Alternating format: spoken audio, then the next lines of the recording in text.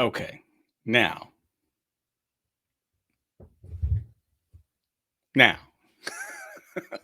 welcome. I'm E. Christopher Clark. Chris. And I have author goddess Sarah. I should unmute myself, right? Yeah. That'd help. I That have has this. never been said before in the history of Conduit. This thing came in. Hold on. This is a visual. Wow, that looks. Oh wait, PG-13. And my switch was flipped to off, and I was like, "Why is my mic not working? Why? I because I never switch it off. And which is probably dangerous. It probably means that somebody in the government somewhere has been listening to my to everything going on in my house. You know what? As long as they're buying our books, I don't care. Listen away. That's a fantastic point. I had this similar moment with Eli, who's in the chat earlier today, when Eli and I were doing a session on performing your work, where I realized I have been in the chat on streams that you've been on, and you've definitely been in the chat and streams where I've been on, but we've never actually, like, our voices have never mingled in the internets, I don't think. That's true. I mean, they've mingled on like some Well, I mean, you got to be really careful getting this much awesome together. it must be held in check. This is true. You can't. Yeah. We might actually melt the internet. Yeah. Twitch is going down. No, wait, no. I just turned off my air conditioner because I was too cold, and now 2 minutes later, I'm too hot, and I don't like this. Oh, and Siobhan actually. Chris, you know you're hot all the time. Wait, was the expression that that a friend of mine once used was he'd put up his hand and he'd do this. He'd stop, meaning don't stop. Siobhan points out that we actually have had our voices mingled on Filks for the Game of Tones, which is true. I think we've been on at least a song or two. Background vocals. Well, I think. There was the epic. The writer's song from Les Mis. Yes, that one. Yeah. And then I think you did. I might have sent in, although now I can't remember if they made the cut. Background vocals for when you did the song from Hamilton. You'll be dead. Yes, You'll Be Dead. Yeah. But we should probably talk about setting. Why would we get on topic? What the heck? On topic. That's a really good. There's a really good point. Every time Eli and I would get off topic on the, we would just say that's ambiance. That's part of performing. We could, anything that went wrong. It was all could be meta. We should be like, you know what? Sometimes when you're performing, things are going to go wrong, or sometimes. But for setting, might be a bit of a stretch to go off on. Like, well. Okay, wait. Watch the magic that is me. Okay. This is a premium example of what kinds of things you can cut in your writing. Yes. Just cut right to the chase. See the awesome, yes, as Fantasine says in the chat, oh dear, what has Conduit wrought? So much evil. Speaking of what Conduit has wrought, I've played the video at the start of the two sessions for which I have been. What am I officially? A unicorn? A Pegasi? No, I'm a unicorn, right? We don't have Pegasi. You have to earn your Red Bull wings on your own. We're not providing drinks. But I was listening. I watched the video and I go, oh, I'd love to see that session. Oh, I'd love to see that session. And then there was one where I was like, and what were they talking about there? I love the video because it piques my interest in many different ways. Bob, RPG Dinosaur Bob and Siobhan say I am a unichimera. There you go. Chimericon? Chimericon. Chimericorn. Chimericorn. Because Chimericon sounds like a convention for Yeah, and this would be a bad thing. Why? Slightly more on topic, I will say that. So I have taught this. I've taught stuff on setting before, and this particular what to include and when I taught back in January, and then I was thinking, I was like resting on my laurels on this one and being nervous about the other one, and the other one went fine. I'm sure this one will go fine, or it will explode and you'll all be entertained. But I realized that when I taught it in January, I had handouts and I had homework assignments, and none of those are things that are going to be done here today. We don't give you homework here at, well, do we? I don't know. Do we give homework at CONduit? We could. We could. Well, I didn't give you any advanced reading, I guess is what I should have said. And then once I took out the advanced reading from my outline, I was like, oh, crap. So this amount of riffing is actually pretty good. Everyone said riff for a little while. It's okay. It's expected. This Plus, is people the gotta come first into the draft, okay? Yeah. Do you have more setting or less setting in your first drafts? I am an underwriter. I am very Me much too. an underwriter, and that means that I'm usually more into getting everything out, and that means I lay down the bare bones. Mm-hmm. I tend to be one of those people who, I guess you would say that I build up from the outline. Yeah. I do not vomit a whole bunch of words onto a page that I then have to cut. Sometimes I wish I could, because then my word counts would go up, but it would be nice. Right? I do not. Yeah, I am a bit of an underwriter myself as well. I remember in grad school being one of the even as an undergrad, being one of the few that was, and feeling kind of weird and lonely. And so it's great to find others like myself. Yeah, it's always great to hear people sitting there talking about their 250,000 word novel, and I'm sitting there going, I made 50K. Rock on. And then, of course, on the other side, we have Siobhan, who says in the chat, I have cut lots, right? Or have to cut lots.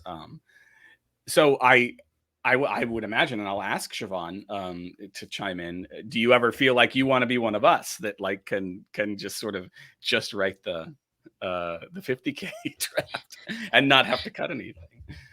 I mean, but we then end up having to add things, and we still have to. I don't know. It's like a grass is always greener. Yeah. Well, I mean, whether you're an overwriter or an underwriter, writing is hard. First drafts are hard. Editing is hard. It's all very, very firm.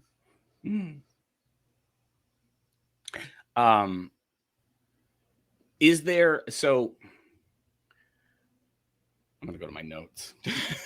I was being all official there for a second, and I was like, and then my brain. It almost worked. It almost worked. And Eli. Hey, we don't want people to think we're professional or no, anything. not at all. Which I suppose, you know what? Professionals would have introduced themselves, I guess. I guess maybe we should. Did we ever get around to that part? I said my name and I said Sarah, and then that was it. And then we were off to the races. So do you want to introduce yourself? Okay, so I'm author goddess Sarah B. I'm one of the dragons at CONduit. So yes, I know the answers to everything. Right. Yes, that's it. That's how it works. Depending on how you count it, because I have some things that are republished and stuff like that, but depending on how you count it, I have between 20 and 35 published works. Woo. So I might have experience. Might, just a little. And people can find you at authorgoddess.com. Authorgoddess.com, authorgoddess Twitter, authorgoddess Twitch. Look for authorgoddess. Yeah, you'll find so I just have to show, this is one of my favorite things. Look at that. I'm so prepared. Did I spell? Now I'm like, did I spell everything correctly? Good. Maybe. Maybe. The other day when I was experimenting with this, because my tech setup has been bothering me all week, the thing that finally sold me on StreamYard as my solution was not that it worked and that my stream wasn't buffering and that my computer wasn't crapping out at me. It was that I could do this. This is a banner. It's the little things. The little We thing. gotta take the W's where we can. And I was like so enamored of that. I was like, I probably should at some point put a background up there and some like, no, but just let's do this. Is that actually necessary for your setting? I think I might have thrown Eli can comment on this, but I think I might have thrown Eli for a loop earlier by just randomly throwing up a banner. I was just trying to be like slick and be like, ooh, look, we're part of Writers CONduit, and you should, like, I was gonna, and then I realized it might have been complete coincidence, but right after I did that, I saw Eli go, like, for a second, go, what was that flash? It was a little squirrel moment, and I was like, oh crap, I hope I didn't throw them off their game. I had my notes open and then my phone disappeared. Okay, but you're telling us who you are. Oh, that's why we right. should listen to you. My name is E. Christopher Clark. I go by Chris. I am the author of the Stains of Time series of suburban fantasies. And I teach undergraduate creative writing and help run the Master of Fine Arts in Creative Writing residency at Lesley University, which is happening right now or is ending today, because I'm a complete idiot who overbooks himself. Everyone, I saw everyone having fun with Conduit last year. I don't know if it like occurred to me that it was at the same time, and I was like, I need to do that next year. And then I pitched things without looking at the calendar, and then got accepted. Here I am. You should listen to me. And then was like, oh, I have panels on either side of like other things I have to be at in person. And then I like run off to a graduation and try to pretend like I have it all together. But it's interesting to sort of share knowledge in like these different ways. And it's so not just interesting, but fun. You've got people all over the sort of writing spectrum, and things that we take for granted, a lot of us who are sort of independent publishers in one way or another, or maybe we publish hybrid so that, we do some stuff on our own and some stuff through traditional publishers. There was a whole session here at our writing residency where these sort of traditional raised in a graduate school environment people were like taking furious notes on things that you or I probably have like know backwards and forwards, and it was great. So like they're getting that knowledge. Good. They're getting that knowledge, and then maybe we're bringing some of the squirrel, some of the setting, that kind of setting-y magic stuff over here. Yeah. So I titled the seminar "What to Include and When," because I think there is sort of a decision to make when it comes to that, right? And what what is too much, what is too little, what is in the wrong place, and the further what is in the wrong place, I feel very fortunate to have come up and be in an age where we've got computers where it's very easy to go, if this is in the wrong place, I just cut it and put it into another document. Whereas, if I were writing on a typewriter or writing longhand, then it's, copying it from place to place and whatever. Or maybe I, scratch something out and then forget some awesome thing that later would have been great, but right now wasn't. Back in the day when a pair of scissors and a bulletin board were how you edited. Yeah. Oh gosh. And we're old enough to remember that stuff, right? Like we were just on the cusp of it. Like I remember I did a graphic design course in college, and my first semester I was like dying to work on the computer. And what did they have us do? cutting out construction paper and like learning all the like basics of how shapes work together and stuff like that. I was like, what? No, let me play on the computer. I want to play with pixels. I know it's yeah. But I mean, you know, there is something to be said with delving into the fundamentals like that. You don't always have to know them, but it is helpful to know the rules so that you can break them properly. Yes. And I think one of the favorite things that I came up against, and I don't know where, I've probably learned it and forgotten it a couple of times, is that you can actually break setting down into a couple of questions, right?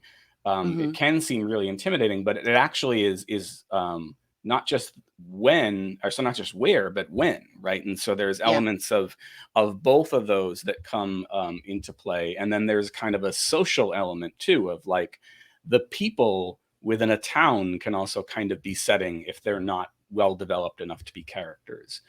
And for me, I don't know if for you, it's always been easier to like break stuff down and go, all right, so when I'm thinking about setting, I've got to think of like it initially it feels like, where do I start? But if I break it down to specific questions, it's a little bit easier. Yeah. I don't think that outside of actual sociology, there are better sociologists than world builders. This is true. We are very good at that. We are very good at that. And often that's the part that we can, I don't know, that was the part that I remember forgetting about. I would forget about the social aspect of it, of figuring out who the people are that live in the world. It's a little bit easier now with tools like World Anvil and things to kind of prep all that stuff in advance of starting on a new project. But I still sometimes forget, it's not just unless it's a post-apocalyptic story that takes place in a bunker. It's not just my two characters, it's everybody else. And even in that one, you could argue it's all the people outside who are irradiated and dead, and who built the bunker, and what their priorities were. I'm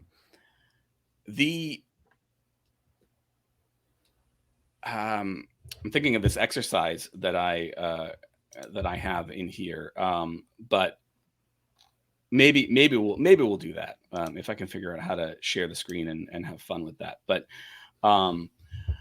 the best piece of advice that I got about, maybe we'll start there. That's a start there. We're 20 minutes in.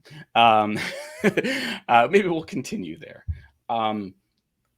Best piece of advice you've gotten about setting, like if you framed something on your wall to remind you about setting, like what would that tip or bit of advice be? Don't pretend that your readers don't know what the world is like. Like, and to expand upon that and give it context, even in a fantasy world, you don't have to explain gravity. People get that. People got that one solid. You don't have to understand what a wheel is. You don't have to explain what a wheel is. Right. And to extend that even further into what I'm assuming is going to be your eventual next point. Those things that everybody is going to assume anyways are the best things to cut. Yeah.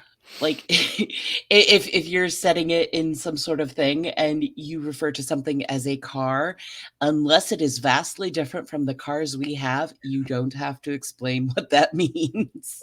Yeah. Miss Ades makes a good point. What if the gravity is different? That's when you bring it in, right? Like, if something is different from what people understand, then describe it. There's a great exercise that I sometimes give to my students, which is very easy for those who are already working in science fiction and fantasy, and a little bit harder for those who are like over on the literary fiction side of things. And I say to them, I want you to describe a setting which is exactly like the real world, except for one thing. right?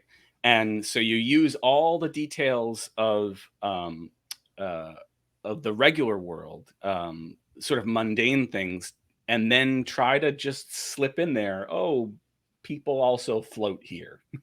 Yeah. And try to just make it believable by sort of weaving that in and describing it in kind of the same way.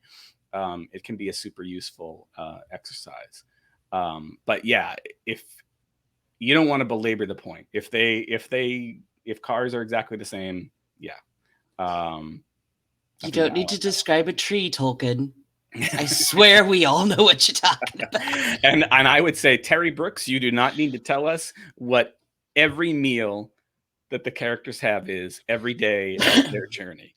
I didn't realize this until I reread the Shannara series later, maybe like late teens or early 20s. And I remember going through it and I was like, he tells us literally everything they eat, like every meal, every day.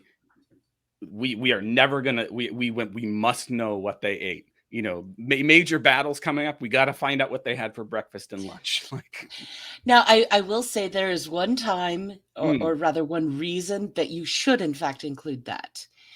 If it tells what your characters' personalities or moods are. Right. You know, I can describe people sitting down to a meal at a diner. Nobody's lost there. But if I tell you that the big burly guy got a Cobb salad, that immediately changes how you think of him. Yeah. If I tell you that the little petite chick ordered a half-pound hamburger and a pie, yeah, these things tell you stuff. Yes.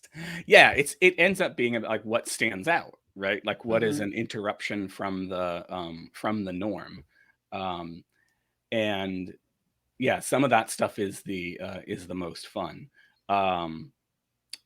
So the bit of advice that I was gonna throw out there comes from Ron Carlson, who I've done some reading up on Carlson, and it sounds like he may not be the best guy in the world, but I'm just gonna pretend. I mean, I want to give credit where credit is due, but I kind of want to pretend that this advice just floated out of the ether. Like, as all good advice should, right? Yeah. At any rate, his advice is super helpful for as he puts it, surviving the writing of the first draft. And his bit of advice is, when in doubt, include things. And what's the rest of the quote? Not because we're trying to clutter our stories up with the sheer catalogs of clothing, furniture, drinks, sporting equipment that make their own kind of effluvial music, or because we want to select the most symbolic or meaningful element in a character's life, but because we're looking for a way to survive the writing of the story. When in doubt, include things.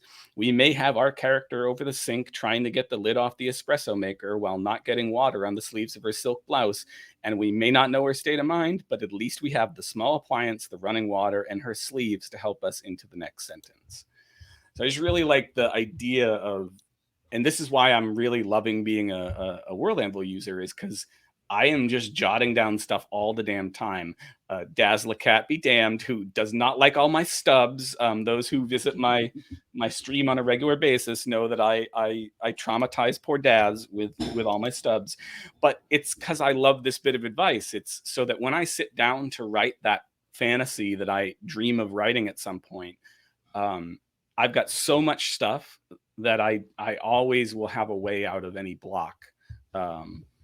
So that's mine. It's a bit too long to put on something over the mantle. I'm like, what part of the? I'm realizing I like failed at my own question. What part of that would I cut out to like put in a frame? But include things, I guess. Yeah, I mean, you know, the thing is, like, particularly when you're talking about a first draft, don't be like super obsessive about cutting everything, because that's what the edits are for.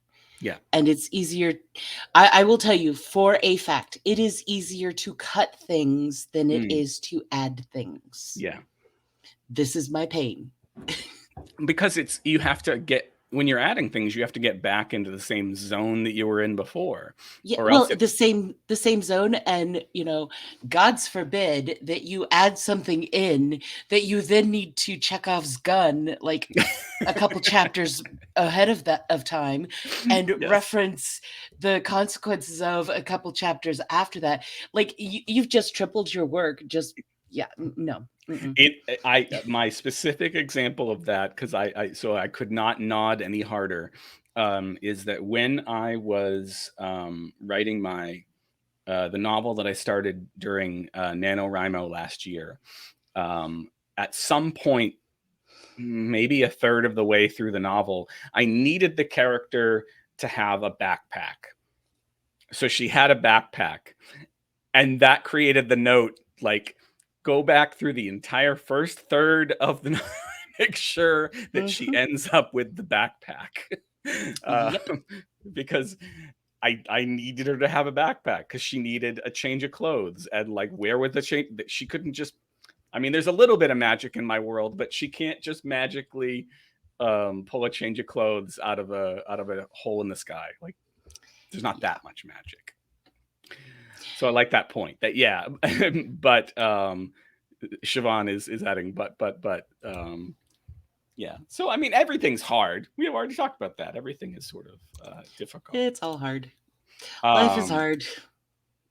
So what about the cutting of the stuff? I guess that would be the next question. What do you skip, or what do you cut when it's cutting time? Well, okay, so and I'm going to approach this question from my editor hat. Oh, I don't have a hat. Dang it. We'll imagine one.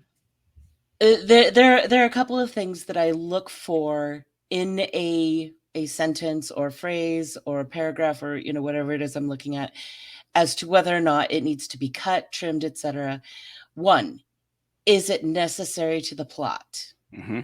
Two, does it speak to the emotional or setting mood of the story? And three, does it carry its own emotional weight? Describing a gorgeous sunset that your traveler stops to gawk at for a moment does not forward the plot, but it does set a mood. And you can either carry that mood into a hopeful scene, or you can cut it off at the knees and do something horrible for the shock factor. You can do a lot with that mood, right, and therefore it has value.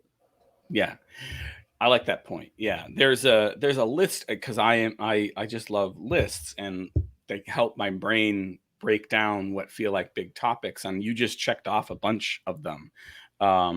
Yay, I win. Bingo.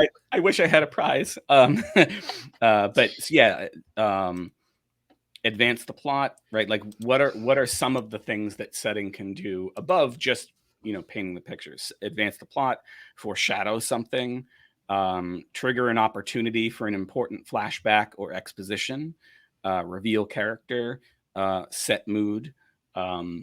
These are all great. I think you said most of those. So those plus the other ones you said, I think are great examples. And it feels, what I would caution is, it feels like, oh crap, I don't want to have another list to check off while I'm writing. No, it's an editing thing. It's a revision thing. Like, you try to do your best at that while you're writing, while you're drafting. Then you go back through and when you're sort of cutting or editing, I think that's when it's important to think about those things. I'm also a big believer in what I call narrative cross-training, which is to sort of take lessons from one genre or one art form of, one form of storytelling, and bring it over to the other. And so I like to think about setting from a playwriting perspective, or more to the point, from a putting a play on stage perspective. And I've got the sort of the general idea, and then I've got an anecdote. So the general idea is, when I have either directed in or acted in plays, I have the deepest sympathy for the prop master. The props person that I worked with the most often, she was great. And if I was writing the play, I was always trying to keep her in mind, and make her job easier. Because sometimes I, as a writer, as a fiction writer, would forget that everything I'm describing has to go on stage. And she has to find that. And she has to put it on stage, and she has to make sure at the end of the night that it gets back into the prop box so that it's there for the next night. And so the sort of mental exercise I'll sometimes do is this, is what I'm describing important enough for me to put the imaginary stage manager in my head, to task on setting the prop, on managing setting the scene. And if it's not, I'll go, you know what, let's save her the work, and keep it down to its barest essentials. And the specific example I have of that is that I saw a play once where the entire play was set in the bathroom. And it was set in the bathroom over a series of decades. And the idea was you were supposed to see the story. You were supposed to see the family evolving over the decades in their interactions in the bathroom. It kind of sounds like a weird concept, and it had a certain energy to it, a certain energy to the plot and the characters, but that energy stopped cold in between every scene, because they would go in and they would change out every prop in that bathroom to reflect the new decade, which took 5 minutes. And so you're into the story, and now you're just watching people in the dark change out all of this stuff, which in the grand scheme of things doesn't matter, because they didn't interact with most of these props. They didn't they're just, it's you know what, just, if you want to convey that it's the 60s, do it with the costume, have the person come in a different costume off stage, or something. Well, and I mean, I know people remodel their bathrooms a lot, but every decade? Yes. Is that a normal thing that I just don't know about? The story had its other issues, but I always think about that, and a bunch of that detail didn't need to be in there, because the characters in the story was interesting enough, but they just felt like they needed to. They were maybe insecure about their ability to set a scene, and they just went overboard. And I can relate to that, because I've been guilty of it. Yeah. I tend to do the same thing, but not with a play and a prop master, but with movies. Visually, the books are movies inside my head. And the thing that I use as my metric is, will the camera focus on this? If it's not going to focus on it, who cares? I can say they're in a living room and they sat on the sofa. Does it matter what color the sofa is? Probably not. I mean, it could. There are reasons that it could, but probably not. So why am I telling my reader the sofa? And it kind of speaks to the joke about English lit classes where you're the curtains were blue. What does the author mean by that? And it's because we tend to ascribe meaning to things simply because they are there. And the author sitting there going, no, the curtains were blue. And I'm sitting there going, why'd you describe the color of the curtains, you schmuck? Yeah. It was for the word count. I do it for the word count. Coral in the chat says that they see their books as movies as well, and Masade said thank you for that movie anthology. It's actually genius. Thank you for that. Now Kayetan writes says, but you need to be careful to avoid the white room syndrome, and so that's the flip side of it. It's one of the reasons why, and my students get sick of me saying this, I will almost always, if they start with dialogue, I will say, back up. Where is this happening? Because very often they're not painting enough of a scene, and I just end up feeling like I'm in a radio drama, and not even a good radio drama where there's ambiance and I can kind of understand where they are, just a sort of talking heads in a white room. So how do you avoid that part, I guess, the white room syndrome? Well, I mean, the thing is, no matter how nomadic your life may be, every place you live has your stuff. It has your mark. You can live in a hotel room for 2 days, Yeah. and that hotel room will have your mark. It could be, something as weird and uncomfortable as the distinctive body odor that you leave after sleeping in that room for 2 days. Mm-hmm. It can be the picture that you put up on the nightstand wherever you go to remind you of your family. Mm-hmm. It can be, just even in a sparse room, that tells you about the character. So Yeah. you tell about the things that tell about the character, or, whatever else is important. But there has to be a reason why you talk about it. And so you don't have to paint a blank room. You can explain why the blank room is appropriate for this character. Mm-hmm. And that's the difference. It's not a blank page. It's an intentionally white canvas. It's an intentionally left white canvas that Yeah. is being put in a frame and labeled emptiness. Those are the differences. The intention, the purpose, the function of what you're doing, and Yeah. how it comes across. The I like your point about each character leaves their mark.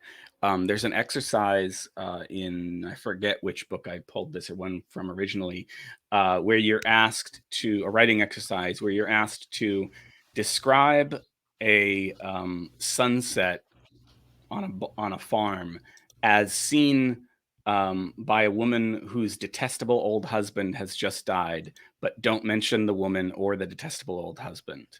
So you're just supposed to describe the sunset on the farm seen, and what does she notice, right? And she's going to notice different things on that day than she would Mm-hmm. notice on every other day of their marriage, right? And Um, seriously, could you make it any easier with the symbolism of an aspect of her life ending in the sunset? I mean, come on. yeah. Practically handed that on a silver Yeah, platter. I might be sprinkling too much help on that one. It might just be like describe a barn, and maybe maybe in my brain I'm like, oh, I'll give it a sunset.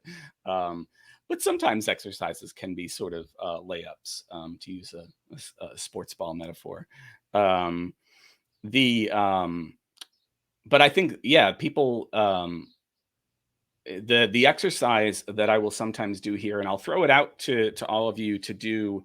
Um, in your spare time, because I think it would be kind of hard to do here as a Twitch chat, um, is to describe a car or a bedroom, um, and to just list off things that are in that car or that bedroom, because those are two very personal spaces, right? So they Mhm. go exactly to Sarah's point of you you sort of get to see what is this person like. Now, when I do this as a collaborative exercise with my students, the person is always a slob, because they just love rattling off like the slobbiest things ever. They're very often uh, um, uh, a smoker or a heavy drinker, with pizza boxes around. I mean, these are college students, and they're sort of they're living their best life. And but then there's very often sort of eclectic 60s and 70s stuff, like lots of lava lamps out of nowhere, and like weird rugs and stuff like that. But it can be a super useful exercise to do, to just sort of be like, all right, what is in my character's bedroom? What's in their car? Mhm. What's in the cockpit of their spaceship? I mean, like, I just to throw out there that it doesn't have to be a realistic fiction sort of thing. If you're doing sci-fi, what's in the cockpit of their spaceship? What's in the Yeah. saddlebags on their horse? Uh, you know, what are some of the scars on them if they're sort of a weary world traveler? Um, it's and where did they come from? Um, I think thinking about what people notice, and how that reflects on them and their character is a really good just general note. Um, I mean, not to get too far away from setting, but I see this sometimes with character description too. You know, if does the color of the hair matter? Does the color of the clothing matter? It might absolutely. And sometimes it's like it is a really good way to sort of, you know, help distinguish one person from another, to set up that they are somebody who cares about what they wear. Um, uh, or to set up that they don't care about what they wear. But like, at least have a think about that. Like, why are those details in there? Or why are they staying in there? Honestly, like, a lot of this advice feels to me like stuff that, well, not all of it, but, you know, stuff that you think about in revision. Because I don't want people to, I don't want to get bogged down in like thinking about all of these things when I'm just trying to get words on the page. Do you have strategies for like the drafting part? Because I mean, just getting the words down initially in terms of setting. Okay, so with my Runespill series, it is first person, and I did that intentionally because I wanted it to be. It's not about what she does; it's about what she goes through, which is a subtle but distinct difference. Yeah. So a lot of the times, because it's in first person, I'm always describing things from her perspective. So it always reflects her mood in some way. You know, the trees appear menacing in the shadows of the moonlight, or, you know, I have one scene in Too Weird where she's running down the road towards a higher traffic area, and she can hear the cars and the people on the sidewalk calling to her like a safe haven as she's trying to escape from this danger that lurks in the unpopulated portion. You know, so adding those things, you know, you're getting the description, but it is very important to convey that mood. The description is important because of the mood. You know, I mean, because the thing is, it doesn't matter what your setting is. Yes, I realize I have committed blasphemy. It's fine. I'm used to it. It doesn't matter what your setting is. You could have a setting in a bathroom. You can have a setting in a tree house. You can have a setting, you know, anywhere you can think. It is the mood that you convey with the details of that setting, with the personalities in that setting, that is the important part. If your setting is not conveying the mood, it's not doing its job. Excellent point. I mean, you know, there are also some things that are actually plot relevant. Like, if you have to walk through a door, you have to walk through a door. But those are details. But it's funny because setting ends up being this thing that ties a lot of stuff together. There, you just gave like the plot example, right? Is the door sticking? You know, is the door busted off its hinges? There's all sorts of ways in which now the door becomes part of the plot. And honestly, it's one of the reasons that I have the hardest time grading stories, which I'm, you know, the college asks me to do, and I do. I would prefer just to sort of give people feedback and give them a pass fail, and it would always just be a pass, because most, or not always, but most of the time it would be a pass because they're trying hard. But how do you separate the things? We tried to come up with a rubric once of how you grade things, and like, we got plot in one column and character in another column and point of view over here, and then setting, but they're all connected. When one falls apart, the others can. Well, okay, so like the door example, right? You have a door. Yeah. And for some reason, your character doesn't notice if it's a push or a pull. So they're trying to pull when it's a push. And, you know, there's some sort of danger or panic situation where they're trying to get this door open and they can't get it to open because they're trying to pull when it should be a push. That tells you so much about that character. Right. They're not necessarily used to the setting, because when you know your house, you know your house. Yes. Yep. 2, they panic when, you know, like they lose it when they panic. Right. These are very important aspects. And all you're talking about is a freaking door and whether it opens. Well, so here's a very real example. And I love that you tied in a couple of different character and plot, or there's a few different things in there. We have these. I will be careful to show the part that does not have my actual face. We have these. Well, it's a card that gets you in places around campus, and you tap it against a door, and the door unlocks. You would think after a week. And also, pre-COVID, I was on this campus all the time, 5 days a week. You would think after all that time, I would know which door to grab, right? If it's a 2-door thing, but I don't. Half the time I get it right and half the time I don't. And the way that I react to that tells you about character, like tells me I am easily flustered. If there's somebody else around, I can turn it around into a sort of a moment of like, look at me, I'm a dummy. But sometimes if I'm alone, I'm like, God. And then I grab the other door. Similarly, there's one door that you tap the thing and it's got one of those push bars.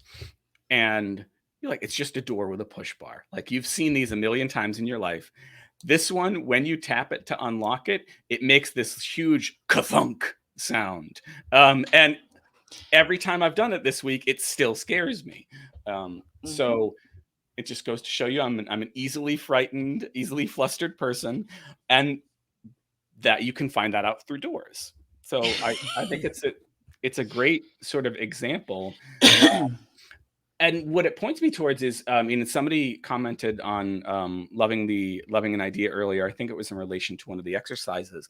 I feel like one of the ways to get better at setting is to just give yourself small little exercises on how to do it. So write about how doors, this seems dumb, but like write about how doors impact your character, right? Because you can describe a door, right? And then you move up from there to like, other things. Yeah. Well, go ahead. It's also fun to give, you not only give like a setting mood, but you kind of give a setting personality, because that door that scares you, yeah, we don't like that door. That door has attitude. That door is angry. That door is out to get us, and just it is trying to ruin our day.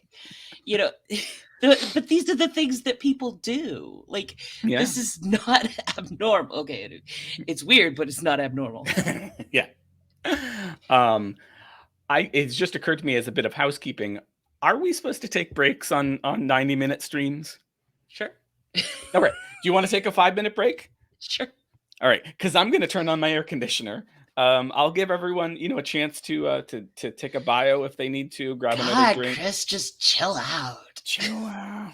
And then we'll be back. Let's see, like 1:26. Well, you know what? Why am I saying the time? It's a different time for everybody. We'll be back in 5 minutes. At the 25 mark. At the 25 mark. All right. Now I just have to remember to hit the right buttons so that we can hide ourselves. And here we go. Nope, that still doesn't hide us. Now there's extra buttons to push on this, and that's the only part that I don't love. But welcome back. I did, of course. I hope everybody did a hydrate. That's I need to work on my channel point rewards. I did finally add ask a question, but then I have forgotten both in the previous stream and this one to be like, hey, use your channel points to ask a question. I'm not even sure if it would end up being useful in this particular. We're using StreamYard for anybody who is familiar with streaming software and knows it. I don't know that it would like end up making any sense if it would like highlight here in the chat window. But I have things over there too, which is funny because when I during the break pushed to the squirrel banner, there's just enough of a delay that I was like, aha, I had my little joke over here, and then it popped up over there, and I was like, well, what was that? I squirreled myself. I hope everybody understands what I'm dealing with here.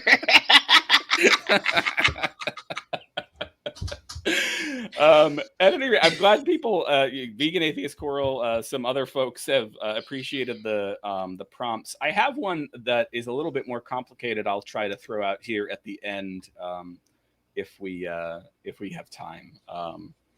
But yeah, where were we? Stuff and junk. Stuff and junk. Yeah.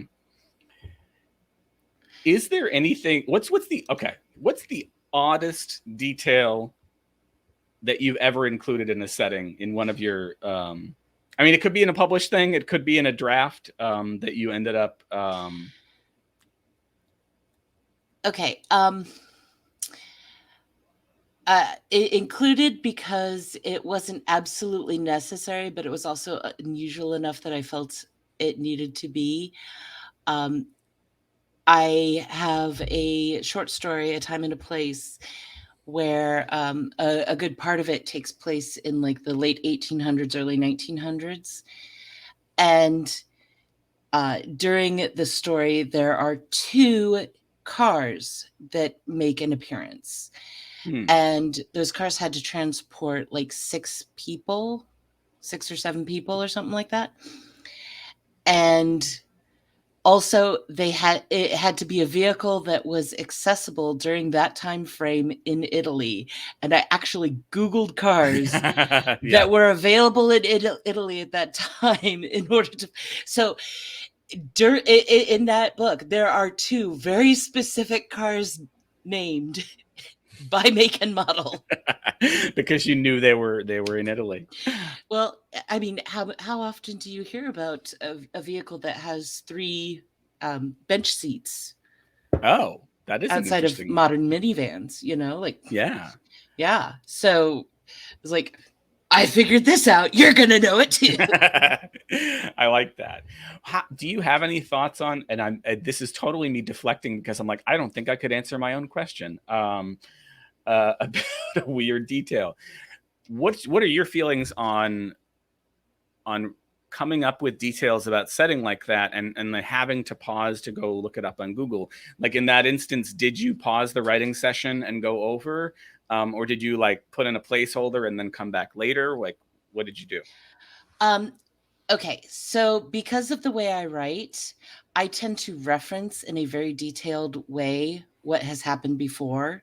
Mm-hmm. So I actually cannot progress in my writing with any effectiveness at all unless I have the details then. So I do stop and do research. That is because that is my style of writing. If you can get away without doing that, please do, because there's rabbit holes all over the place. Oh my gosh, there. Oh my! Yeah. Do you know how fascinating turn of the century vehicles are? You know what? I did not. I am not surprised. My grandfather was an antique car enthusiast and a mechanic, and I could see myself totally falling down that rabbit hole. And on the flip side, I can never remember if it's called a rumble seat or a rumper seat, and I always doubt myself. It's a rumble seat. It's in the it looks like a trunk. Yeah, you're like, what is that? I mean, it's this extra seat that folds out from the back of a. Because you can put the kids in the trunk. Yeah, makes sense to me. And I probably rode around in those when I was a little kid because he had one that had a rumble seat. I tried. So I'm generally, along the same lines as you. I stop because I've got to know and I want to get it right. I tried during this past NaNoWriMo the other approach and ended up with like some blanks and things in the book, and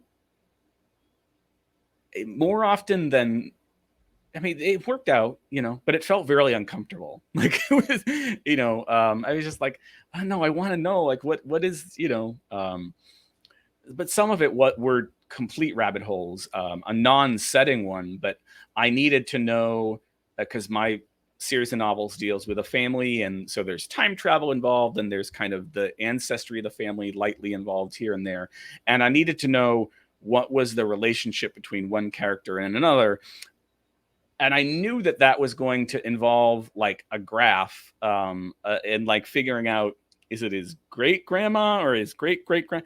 But you know what? It didn't matter. It like that one was easy enough to go, okay, that's fine. I mean, there is a like part of me that has a poet's sensibility that's like, I hope it's great grandmother, because great great grandmother is the wrong amount of syllables. And but I dealt with it. I think I'm going to end up feeling more comfortable going back to the way that you do it and that I've traditionally done it. Because it's like, you know what, I wanna know right now. And yes, I know there's a rabbit hole there, and Yeah. I shouldn't go down it. You know, it's hilarious how often I do panels on, you know, basic writing skills, because the things I do not recommend. Like, I know, just don't do what I do. It's exactly right. We're like sort of do as I say, not as I do. But I think that can be effective. I mean, but even when you were offering that advice, it was couched in sort of like, you know, if you can do it the other way, acknowledging that, you know, there are others out there who are going to write just like you, and if that's okay. I'm trying to think of other particular setting questions that I'm thinking about. Anything come to mind for you? Things that we haven't gotten to yet?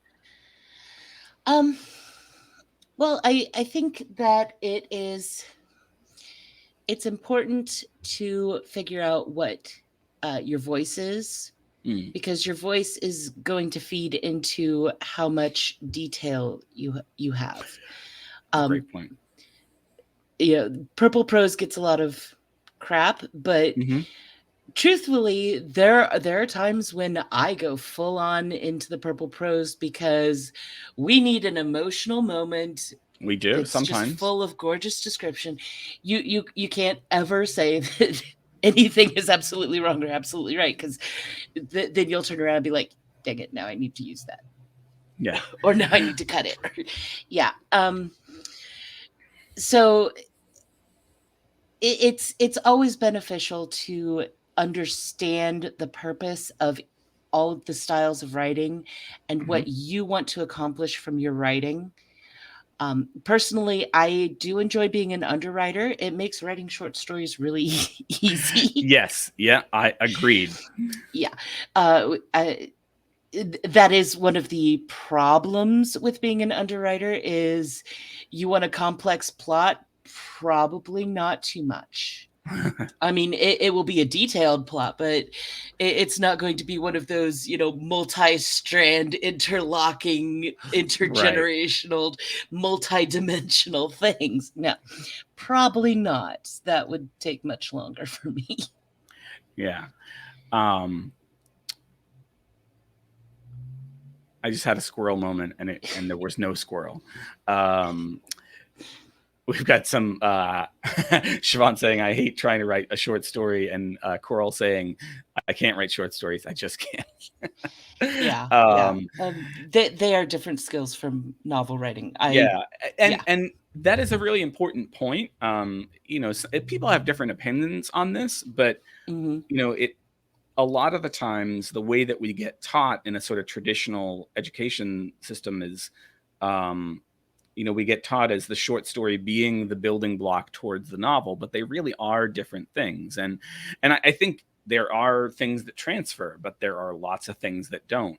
And I'll get students in my short story classes who are very obviously novelists, and I feel for them, because I want to like be able to take them over and like, let's go do a separate course, just you guys, and we'll like, let's do novels for a year. Well, I mean, the thing is, saying that you can develop into a novel from a short story is like saying that you can build a mansion on a single family house foundation. Right. I mean, technically you can, but it's not going to work out as well as you thought. Yeah.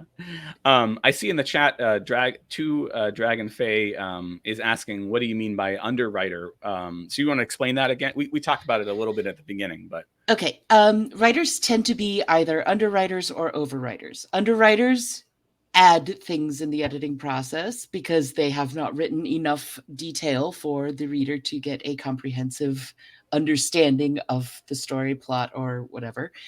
Overwriters tend to have way too much padding and need to cut things.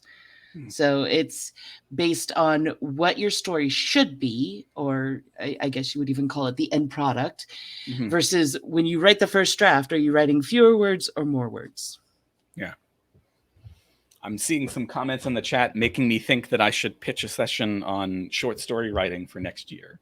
Yeah. Because obviously, I mean, if it's not your thing, it's not your thing. But it looks like, you know, there are some folks who are like, oh, I like it and I'd love to do more of it. And they are my first love and my first passion, because they just there's an Andre Dubus quote that short stories are feel to him like the way we live. They're the stories we tell each other. You Well, know, I mean, they're and sitcoms. yeah, yeah. They're short. There's a misconception though, that I like to combat, and I know we're off the setting topic. I promise we'll come back. That the short story should be more popular than ever in our small attention span world. But actually, I think a short story requires more attention, because they're kind of meant to be read in one sitting. Whereas a novel, once you get started, you can dip in and dip out of a novel, right? Like you may hate the person who interrupts you when you're in the middle of reading your novel, and but a good novelist, a good novelist will add in those little reminder things. You know, so like you get halfway through the book and they're like, oh yeah, that's that guy from, you know, chapter 1 that we barely noticed, you know, kind of thing. You can build that in a short story. Every word counts, and you're going to have to pay attention to it in order to get the full grasp of the story. Yeah. All right. So I see some validation for that idea. So at some point, whether I wait till next year or I start talking about it on my stream, maybe I'll do some short story stuff, because that's my used to, not my bread and butter, because short stories don't make any money. But, facts. Yeah, I mean, they're great for getting your name out there. They're great for, theoretically great for exposure. But remember, kids, you can die from exposure. They're really great for padding your backlist. Yeah, exactly. Yeah. And they're a great way to get into anthologies, right? Like having some short stories sitting around, or having the ability to write one, is the reason that I've got the couple more traditional publication credits that I have, because there was somebody looking for, you know, stories about Lowell and the Merrimack Valley, which is the area that I grew up in. And I was like, all right, I got one about this, fellow that wanders around town, who doesn't stop talking, and he wanders into the comic book store on the wrong day, and things go a little bit cuckoo bananas. And then a couple years later, somebody was looking for westerns with a tie to New Hampshire, which sounds totally strange, but I threw a western together, and it worked out. So yeah, I'll try to, you know, put something together on that. Setting wise, I just pulled up some more notes. I was like, what are some things that I usually talk about?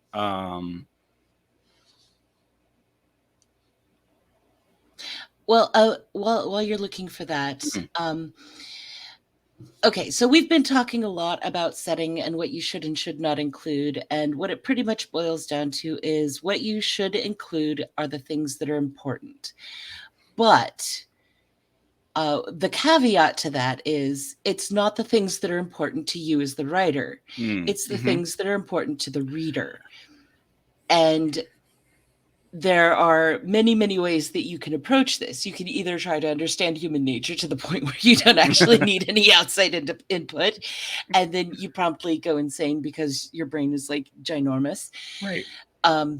Or you can get critiques, beta readers, et cetera, to give you that feedback, which is the equivalent of wrestling an alligator to the ground and then pulling out its molars.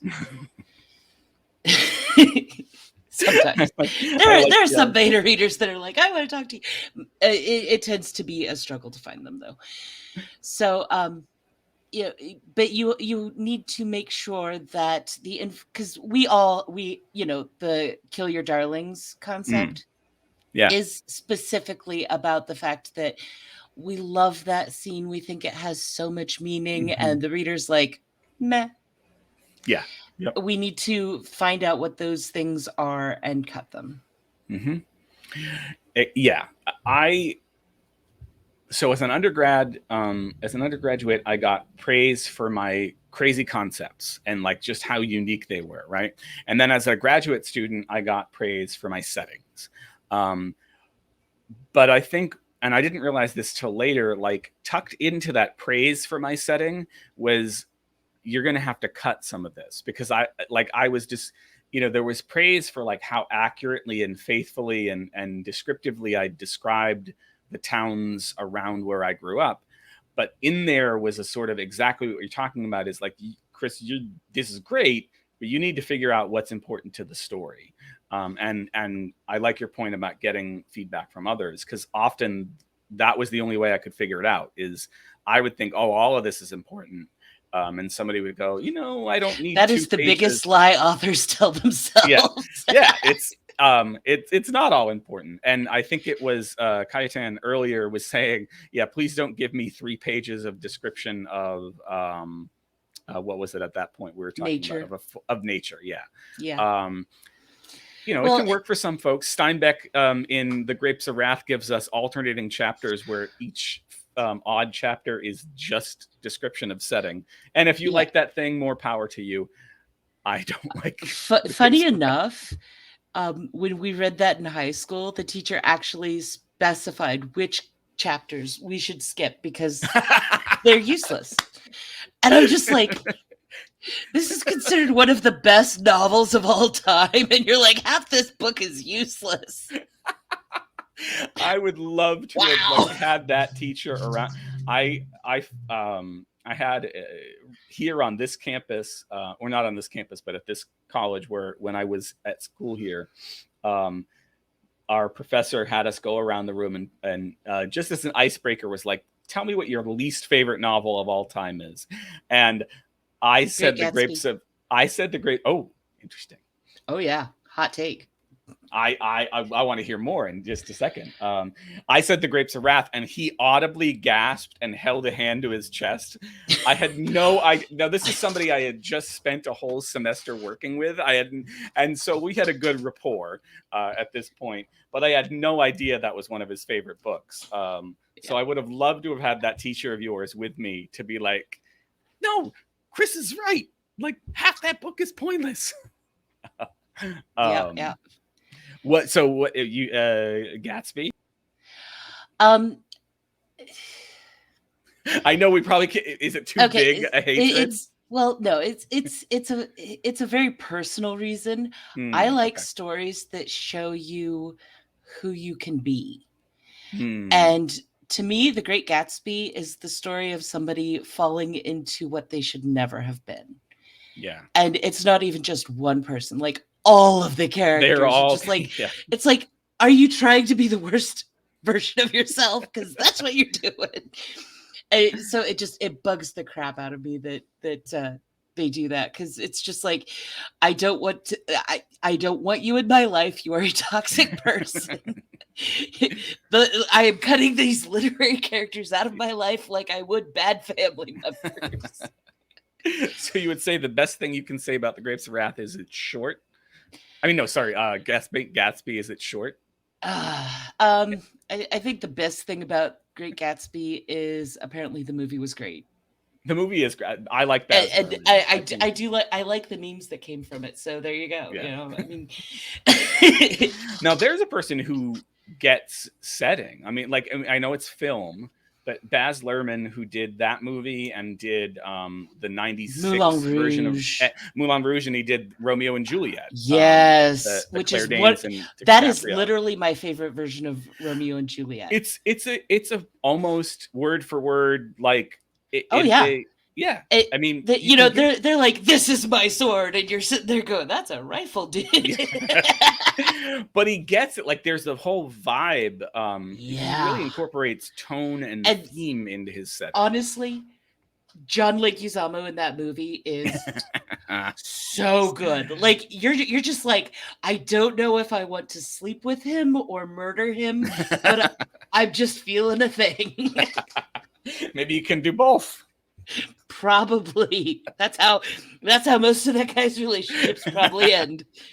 But I like when thinking about that, like what is that that makes and I guess, thinking about setting, what is it that makes a Baz Luhrmann movie a Baz Luhrmann movie? What is it that makes one of our books setting wise? Like, that's an interesting question, because I think, we don't think about setting as being something that or at least I haven't until this moment, setting being something that your personal style can kind of really apply to. But well, yeah, but I mean, the thing is, if you look at it from the movie perspective, directors, you can look at a movie and be like, oh, that's who directed that.